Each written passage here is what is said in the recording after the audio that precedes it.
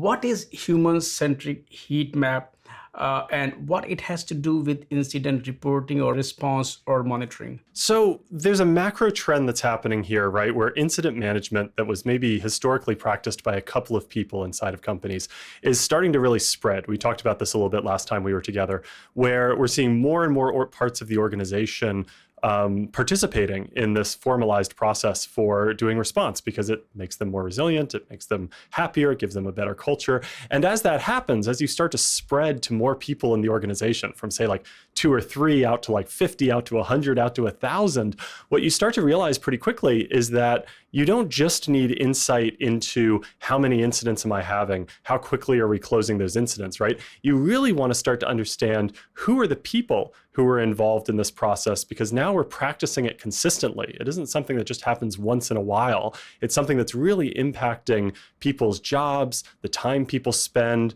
their sort of happiness, and it should be elevated from a reporting standpoint for people who are running the management process around who are the people involved, when are they involved, and what are they doing.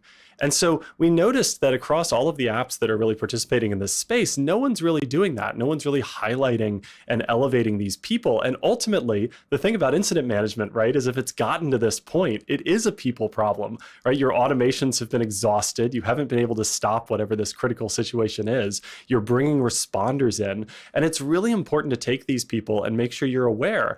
And so what we've done at a very simple level is we've created heat maps of when these incidents are happening. And then we've mapped that over to other charts that show you who are the people who are involved in them. So for example, you might be able to look at your incident heat maps as a customer of Kintaba and say, wow, my incidents are happening at 2 a.m., on like Wednesdays and Fridays, and Sheila is responding to 90% of these things, right? And then Philip is writing all of the postmortems. And suddenly it's not just about saying, how do I crack the whip and get these incidents to be closed faster, right? Suddenly it's about, wow, this is really impacting Sheila's job.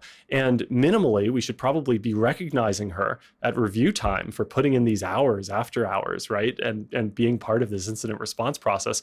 And beyond that, we probably ought to be looking into what is the human impact of all of our incidents happening at 2 a.m. And you can make real systemic changes based on that knowledge. You can say, we should really stop allowing, for example, pushes to production, maybe between 1 a.m. and 5 a.m., right? And this is what incident management is really all about. It's all about systemic learning and the ways that it makes your organization more resilient. And I think ignoring the people is kind of like the worst thing you can do as you grow this process out throughout the organization.